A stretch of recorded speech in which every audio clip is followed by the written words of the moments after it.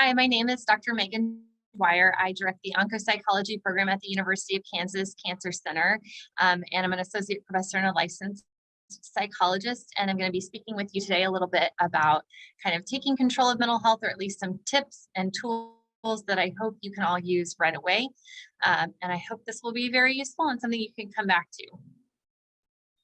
So we're going to kind of go through some common psychosocial problems or symptoms, how to recognize them, a little bit about burnout, which is something that I think many people in the healthcare field, many physicians, nurses, and so forth have been experiencing at increased rates during COVID and as things have progressed.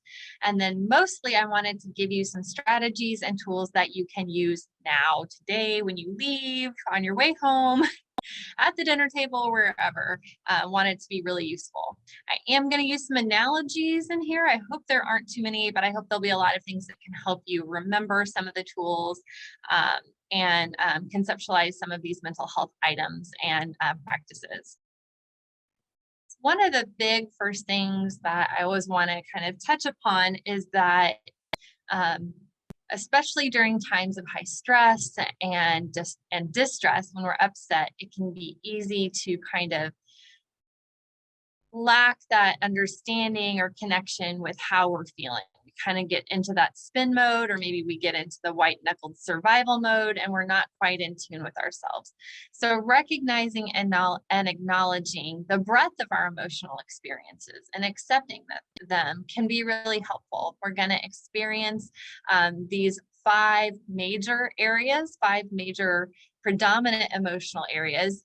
If you've ever seen the Disney Pixar film Inside Out, they do a great job of really characterizing, quite literally, these different emotional responses we have, from joy and happiness, anxiety and fear, depression or sadness, anger and irritability, and disgust and disappointment. So we want to work on neutralizing emotions, but not the way you necessarily think about neutralizing emotions. Primarily what I mean by that is approaching our emotions as neutrals, as equals to one another. Oftentimes we think or pursue only those good or positive emotions, like feeling joyful, feeling happy, feeling content.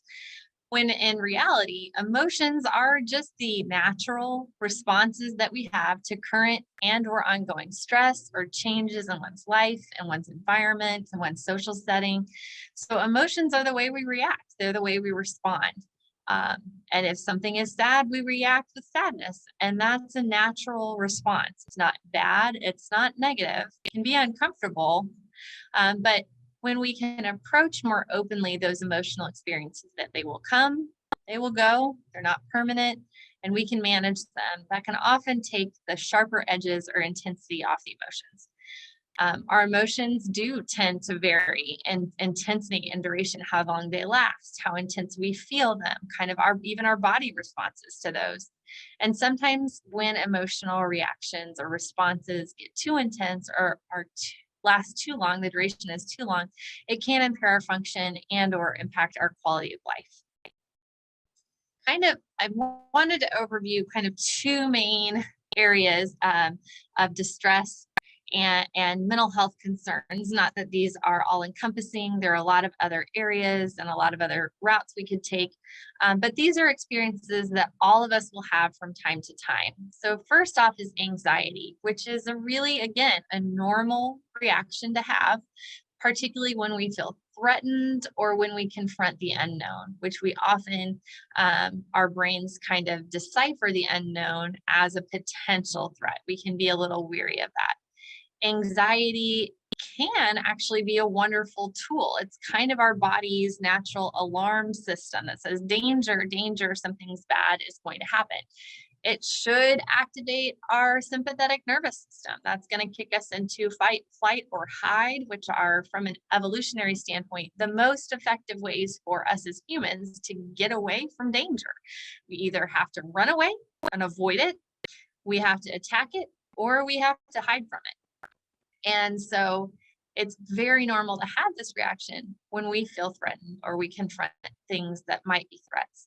The problem for most of us as humans is we have wonderfully advanced executive functioning and our cortex is much more advanced. So we can imagine and think of dangerous things that actually aren't happening in the moment.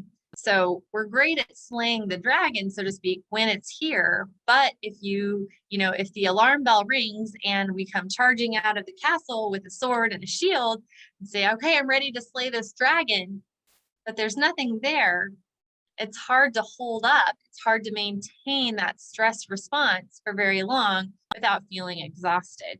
So oftentimes people will experience these high intensity times of almost panic or feeling really stressed or strained, followed by this letdown, which is kind of very exhausting when the parasympathetic nervous system kicks in, or I think of it as like the parachute that brings us back down again. So signs and symptoms of anxiety, what we might see and feel and what it might look like. Oftentimes it can be worry, even to the point of having those racing thoughts bouncing around from one to the next. Sometimes the worry is like a runaway train, but it's on a singular track. What if this happens and then the next thing and the next thing, and all of a sudden, zoom, way off into the worst case scenario.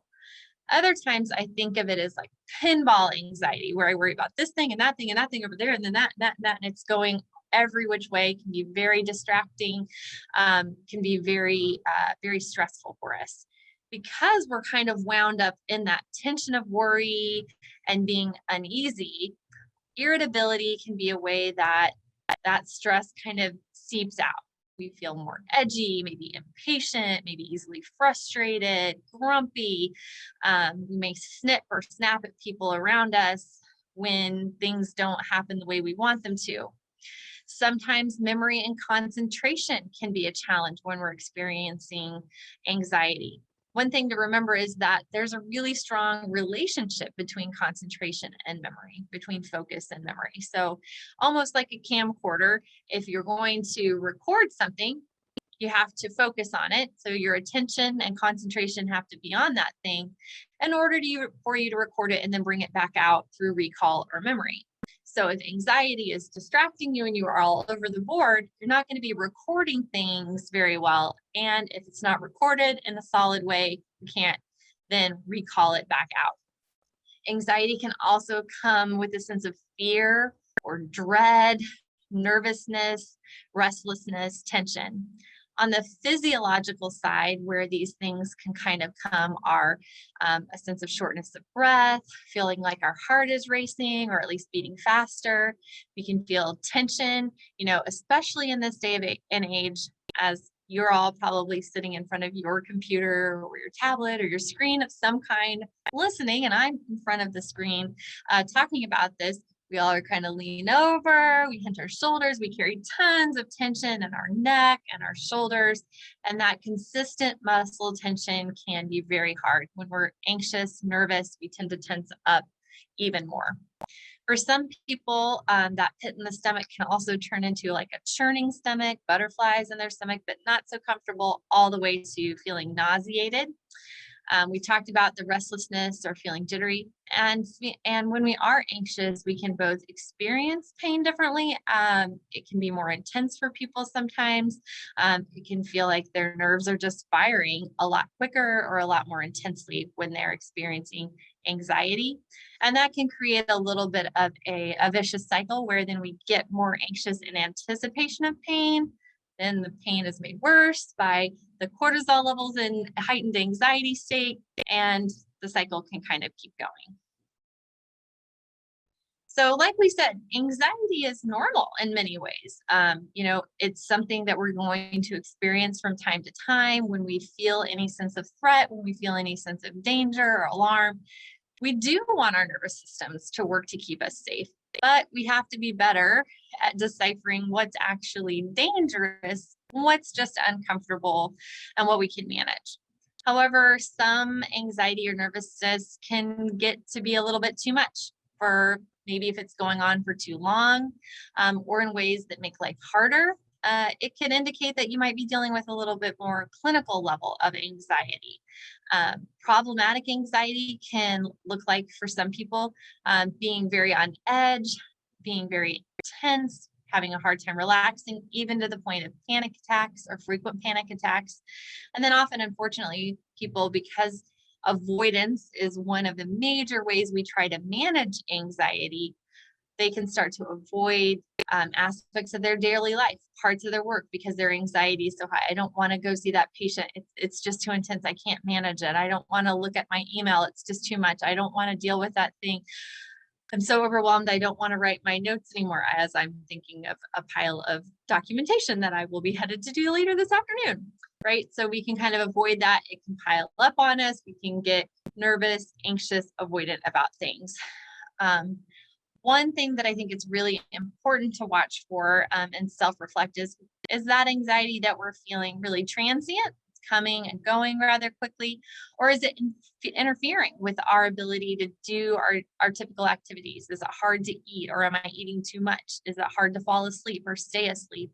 Do I find myself, having difficulty focusing or maintaining my attention or remembering what I'm reading, or if I'm watching television, or if I'm having a conversation?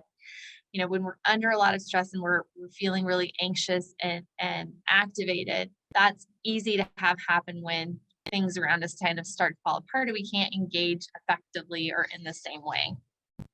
Things to look for when we're self-assessing is, is this transient? Like I said, is it something that seems to be really brief and around this really specific situation that I've got going on?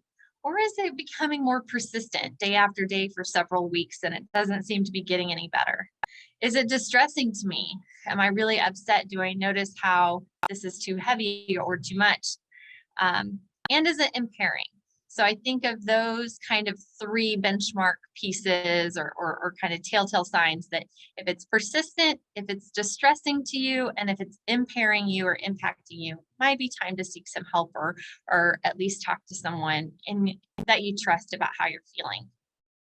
And we'll talk about some other tools and strategies that you can use as well, even if you feel like, okay, I'm not to that point where I would say I have some more significant clinical levels of anxiety, but something's going on. The other larger piece, obviously, is depression, something that I think many people have experienced. We know that it's one of the most common mental illnesses that people experience from time to time. They can be very episodic in nature, sometimes brought on by situational strain or adjustment issues, but they can also be more long-lasting for some. Typically, we think about depression as feeling sad or grieving. Depression is not always.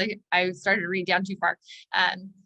Feeling sad, grieving when we have a loss, grieving a sense of normalcy for ourselves is actually a very typical, normal reaction when things are upsetting, when we have unpleasant news, when there's loss, when there's disappointment, discouragement, and our expectations aren't met. It can be very difficult and upsetting for us. So some of that let down, sad, or grieving feeling, it is normal. It's something that we're going to experience from time to time. Again, that natural reaction, hopefully very transient, and so forth.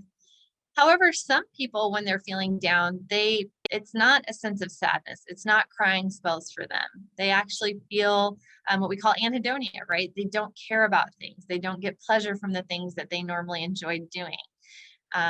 They may feel really irritable or even numb, like something happy is happening and it doesn't really register with me, something that normally would be exciting or enjoyable, and it just doesn't matter. Kind of the screw it mentality, or why bother, who cares, kind of those kinds of thoughts. Kind of good reminder that, crying can be a sign of depression, but it's not always. Not everyone who is depressed cries, and not everyone who cries is depressed. It can be our other way of expressing emotion.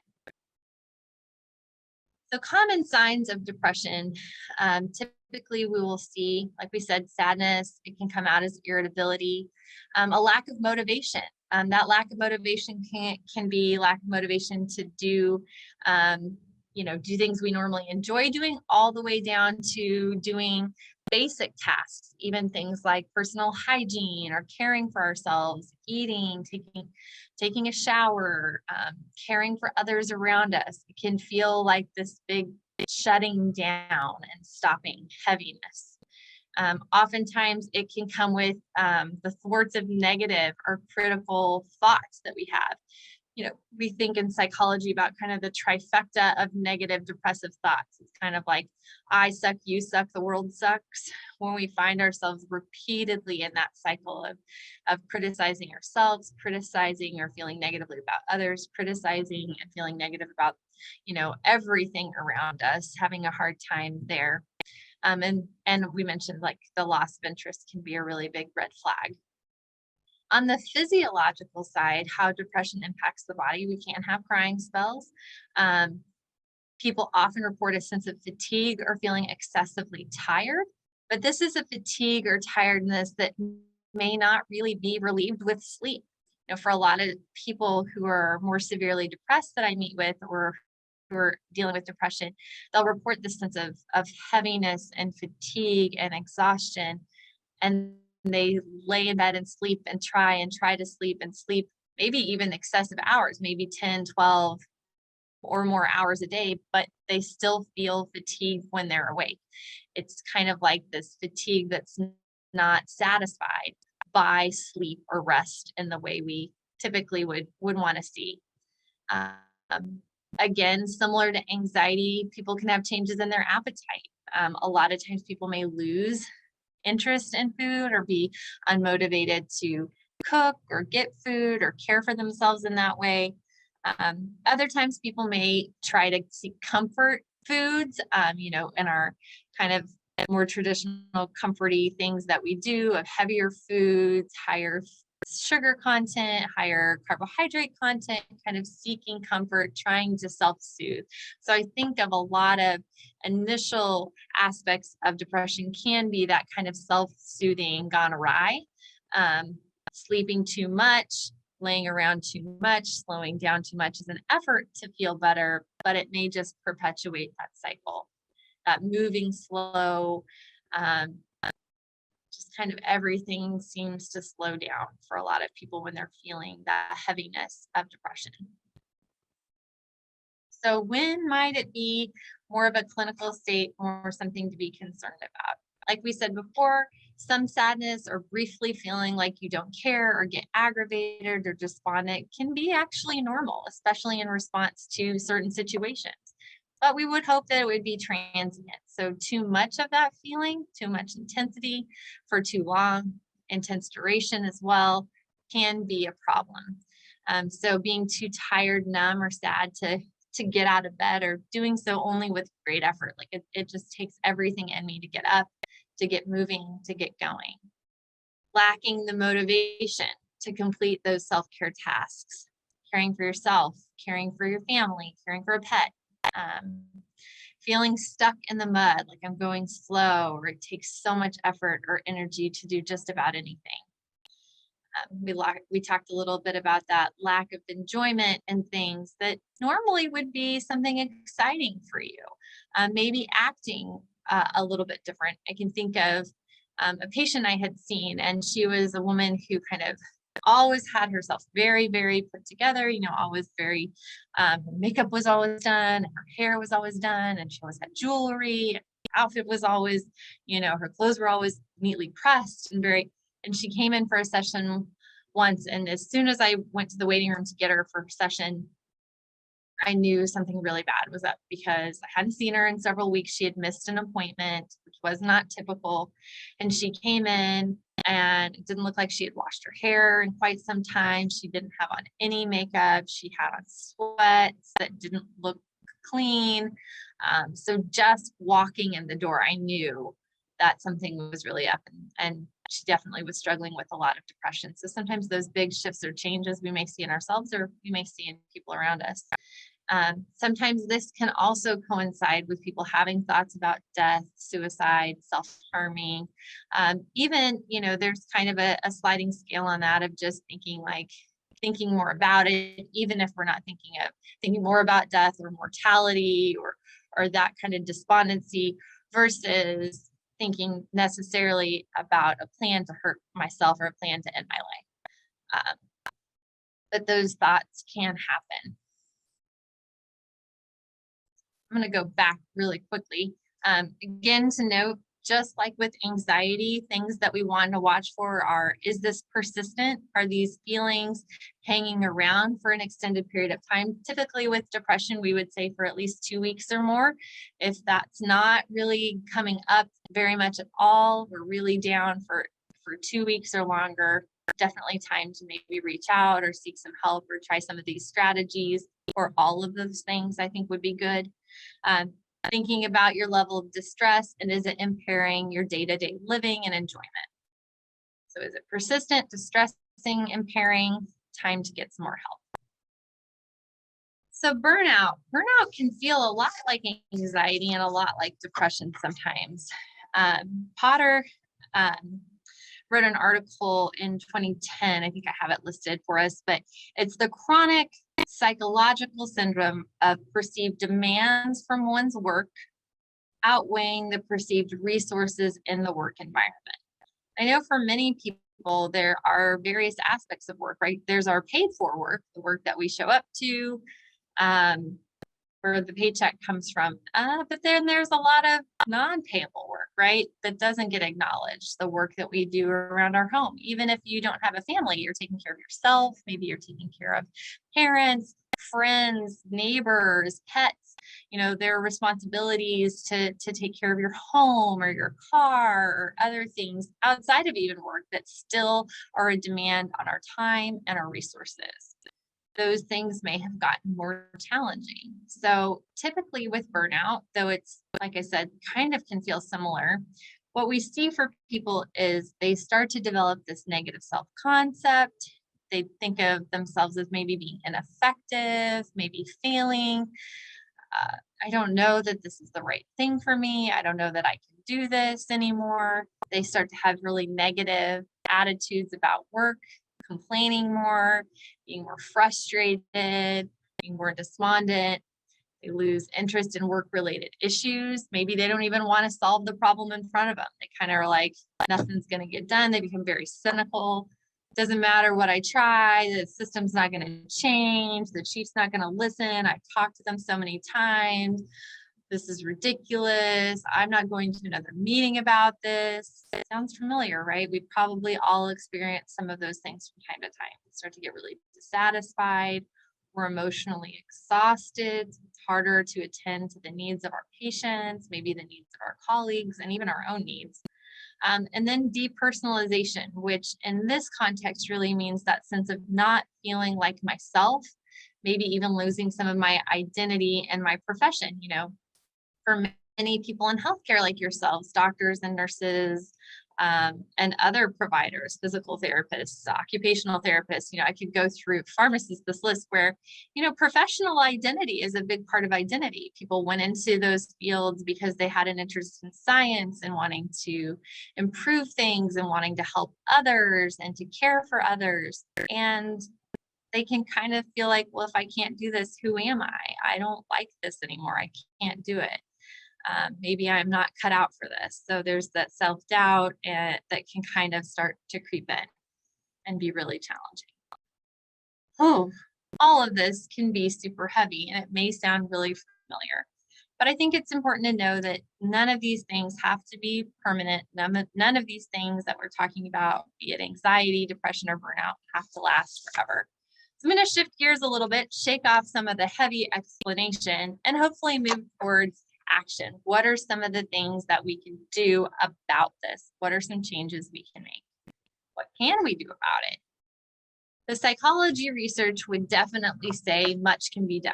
I wouldn't be in my profession, and there wouldn't be hundreds of others, maybe thousands of others in my profession if we didn't think people couldn't change, things couldn't improve. There's tons of research to back this up as well.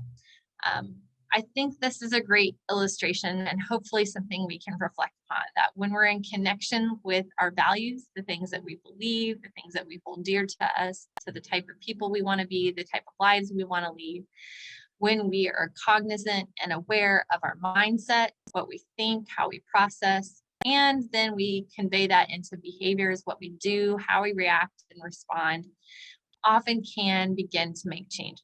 So if we're disconnected from our values, if we start to get into negative patterns with our thinking, and if we shift our behaviors away from things that we know to be helpful or healthy for us, we can get into a lot of trouble.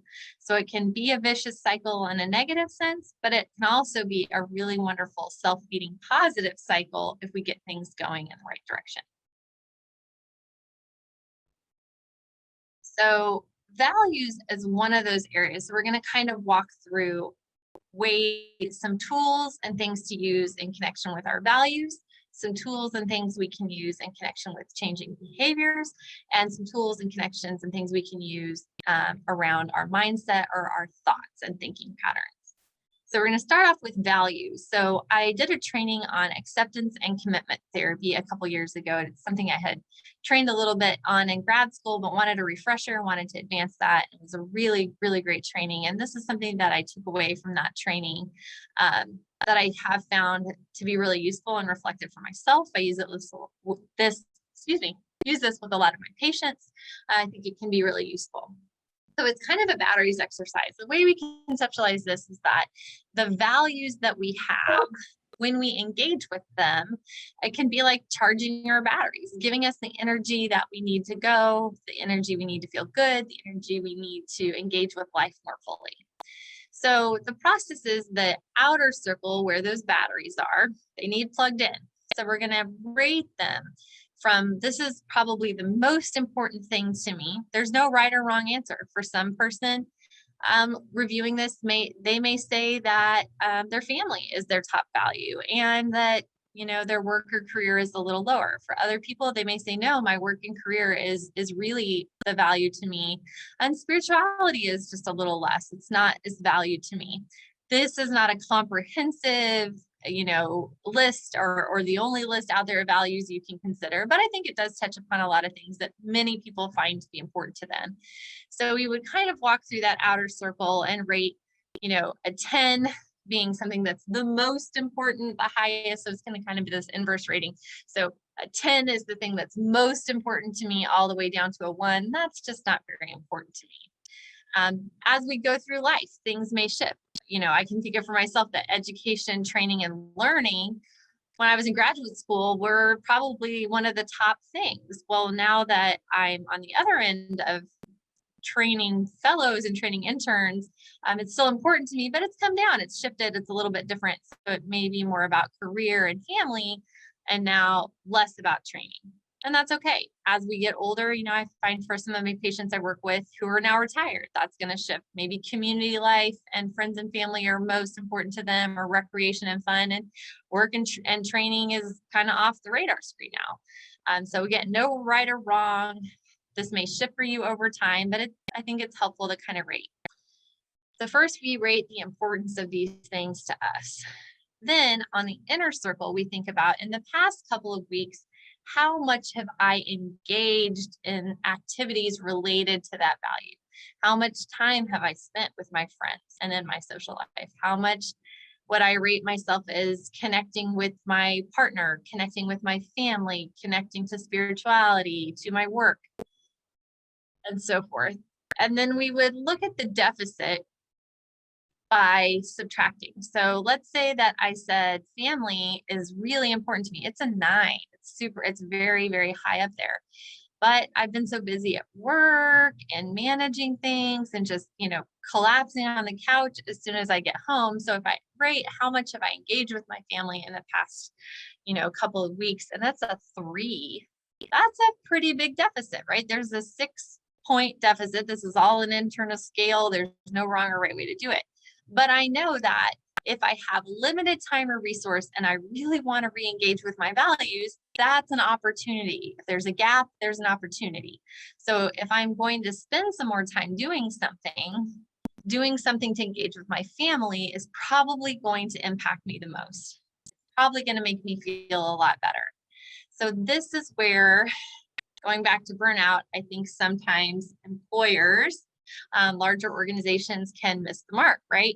because giving a jeans day or another Yeti cup or a coffee day or bringing in pizza, if what the needs are and the values of the people and why they're stressed out are related to the EMR keeps crashing, it doesn't matter how much pizza they bring, doesn't fix the problem. It's not going to feel any better, right? Same thing for us. If we're really, do an activity like this and decipher what we need is more recreation and fun time, but I'm spending all of my time, um, chasing chasing down people for this committee I'm trying to work on or whatever, I'm not going to feel fulfilled and recharged because I'm missing something. So I think this can be really helpful to say, like, if I have a limited amount of time, as I know everyone does, I don't have unlimited hours in my day, what kind of activity is probably going to help me the most? Oftentimes it's that activity that connects you best with some of your core values, especially if there's a gap in where your core values are and what your activities look like. The more our core values and our activities are aligned with one another, typically kind of the more mentally and emotionally healthy we feel. Not always, but the closer they get, it does tend to decrease some of that stress and strain. So something that I think can be really helpful. You can come back to this from time to time because where those gaps are and what area might need a little bit of attention or tweaking from time to time will change. I also think it's important to note we can't have everything as a 10 value, and that's really hard. Sometimes having to be honest with ourselves and say, this area of life, at least where I am now, is just a little less important to me. It's okay. That's not a wrong answer. That's being honest. We can't make everything of equal priority. It won't work, right? So drop the ball. This is a great example. I did some digging around because I have come across this anecdote or story a few different times, and it's been attributed, each time I read it, it's been attributed to someone else. I think Nora Roberts and I can't remember, someone else. So I tried to do some digging, and best that I can find, this came from a speech made by Brian Dyson, who was the CEO of Coca-Cola. And basically what the proverb, so the modern proverb, so to speak, is that we're asked to imagine life as a game in which you're juggling 5 balls in the air. You name them: work, family, health, friends, and spirit. And you're keeping all of the balls in the air. You will soon understand that work is a rubber ball. If you drop it, it will bounce back. But the other 4 balls, perhaps your family, your health, your friends, and your spirit, are made of glass. If you drop one of these, they will be irrevocably, scuffed, marked, nicked, damaged, or even shattered. It will never be the same. I think that's a great sentiment. But I would back up and say, you get to name your own balls. Okay, that sounds a little hysterical, even when I say it. But you get to call out what those values are. And you yourself get to determine and evaluate which are rubber and which are glass. And that may shift. If your kiddo has their school play and you have a work project going at the same time, well, is the school play putting on multiple shows so you can shift around your work schedule and make sure you get to see them perform, even if you have to see them perform every time? Maybe that makes that a rubber ball in the moment because that deadline for the work project has to be a glass ball. There may be other times where you say, nope, being there is the most important thing. My kiddos are the glass ball. That will be the case. So the work project has to get delegated or put off for later, or we have to make the sacrifice, which many of us do, I know, of staying up late, but that's making our health that rubber ball. So, I don't think, again, kind of like batteries, these fall really similarly. You may like one analogy or the other, you may like one process or the other. I don't think there's a wrong or right there, but helping ourselves to see and acknowledge what's valuable to us and the decision we're making around it. Oftentimes people around us can decipher our values by kind of where we put our time and energy and attention towards. And so that could be a great conversation to have with someone close to you. What do you think are the things that are most valuable to you? If those line up with what your values are, maybe that's not a problem. But if you get some feedback that something you don't think is as important is coming across as important to you, that's notable, right? That's something maybe we need to reflect on and see, hey, is this something that making some changes might really help me, might help me feel less stressed if I feel this push and pull between what's important and what's not important. So considering that we might have to drop something might have to go, maybe not permanently, that might just be temporarily. So in regard to that, I'm going to kind of switch gears and talk about some behaviors. So behavioral tools that we can use in the now. Some of the things that I talked about, values, are related to behaviors or even how we think about them. Oftentimes these suggestions are really intertwined and it's hard to tease apart. This is just values, this is just behaviors, this is just cognitive changes or thinking changes we can make. I don't know if you guys have seen, maybe in a while, because it's an older film, but one of my faves is What About Bob? And he has, Dr. Leo Marvin talks about these baby steps. And the journey of 1,000 miles begins with baby steps. So when we're changing behaviors, trying to help ourselves, I think it's very important to start with self-compassion and set very realistic and very generous expectations to start small. Starting small is still starting. Starting small is still starting. Sometimes we have to remind ourselves, and that starting small and doing something new or something difficult may mean it doesn't work great. I often talk with my patients that doing the hard work, doing the hard things we have to do doesn't look pretty or feel good while we're doing it.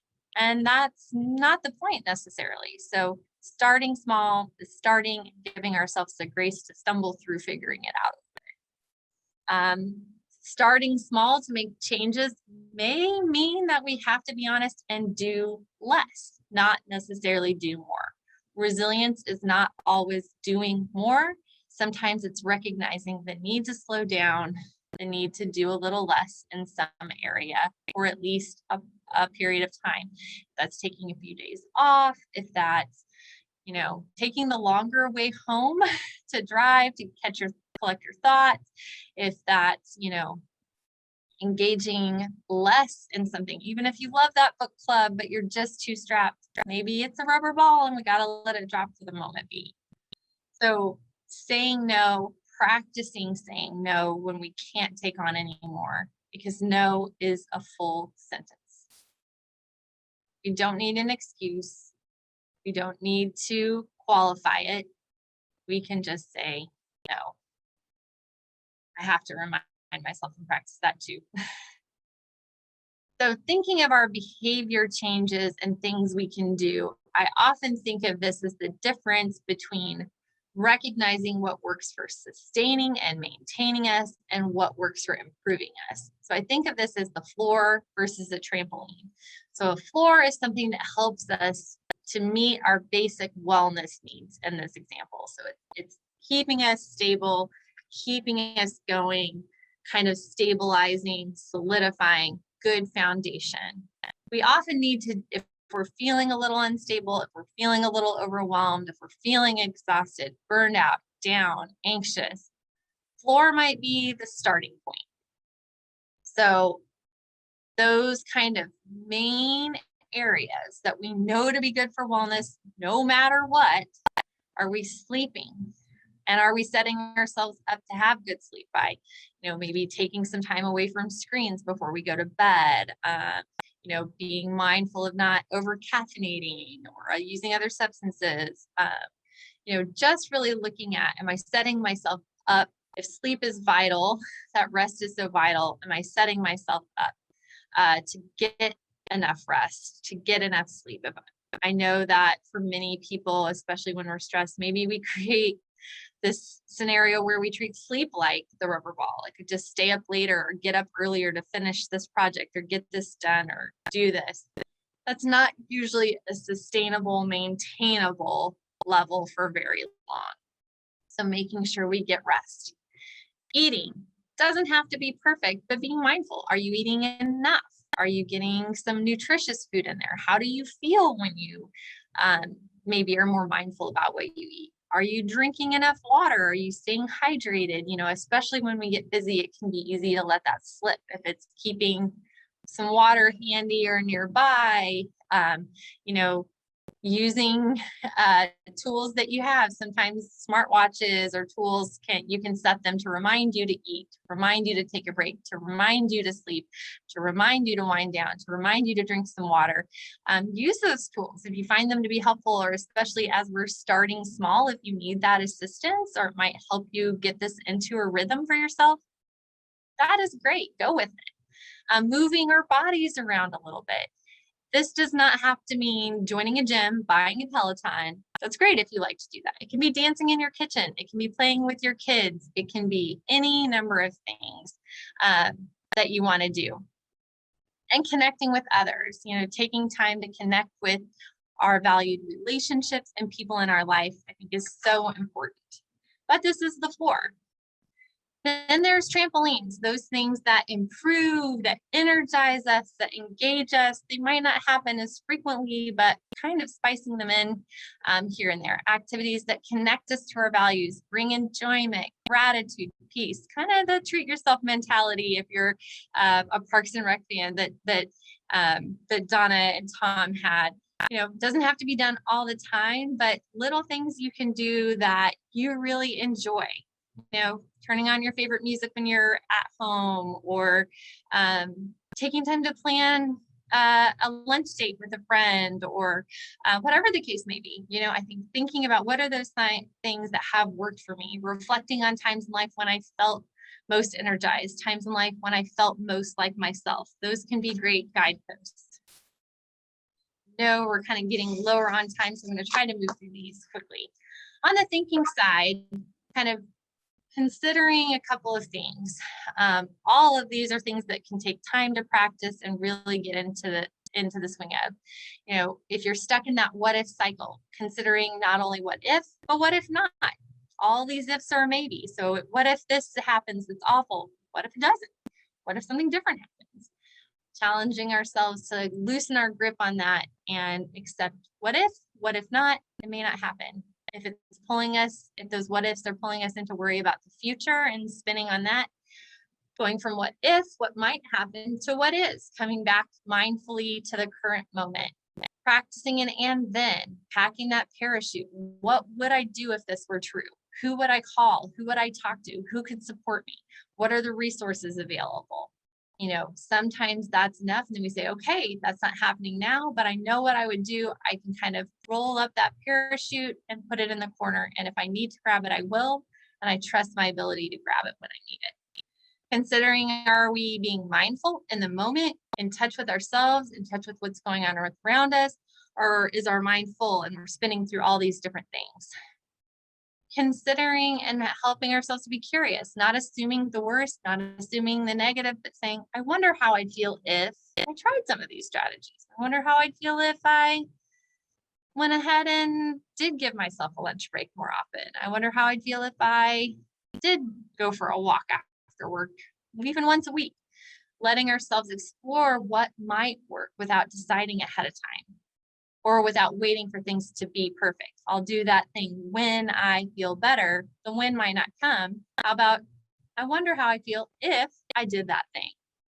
Kind of flipping it around for ourselves. Tapping into brain systems. We know that these chemicals, in the brain really help us.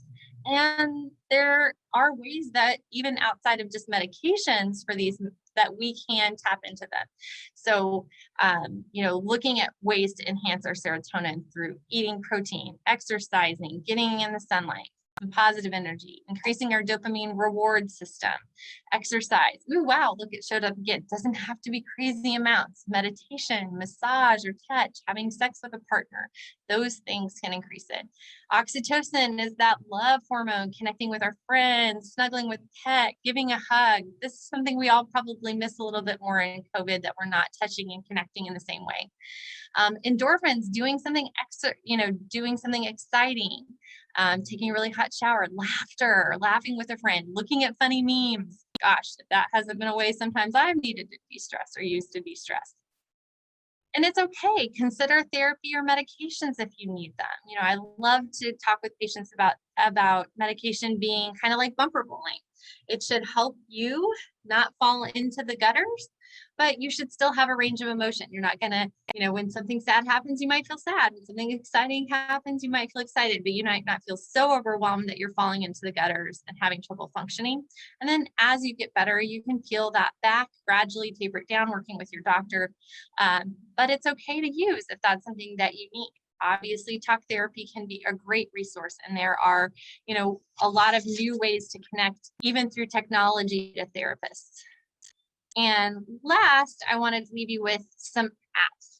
We all do carry our phone with us pretty much all the time, right? And so there are some really great apps with tons of resources, strategies for mindfulness, breathing, behavioral activation, changing our thinking, processing our stresses, all these things that you can do and have it in the palm of your hand. COVID Coach, I can't say enough good stuff about this. I'm not connected to it in any way, but it was developed by the National Centers for PTSD and Depression, PTSD and Anxiety Studies. Tons of great tools in there, not just mental health tools, but connecting to community resources, parenting resources, resources for first responders and healthcare workers, just a plethora, and it's been continually updated. Virtual Hope Box, Mindfulness Coach, Mindshift, and Happify, all great tools, lots of great mindfulness strategies in there, which can be a great. And then many of you may have heard of like Calm, Headspace, Calming, and 10% Happier, also great apps. Those are more paid for, but more and more of these are coming out and getting updated. And I hope you'll kind of look through those and maybe find some that might be helpful for you. If first you don't find something that fits, you might have to try in a few more, and eventually we will. I hope these will be tools that you can hang on to, analogies you can reflect on, and strategies that you can use even today, even tomorrow, to take care of you. Thanks so much.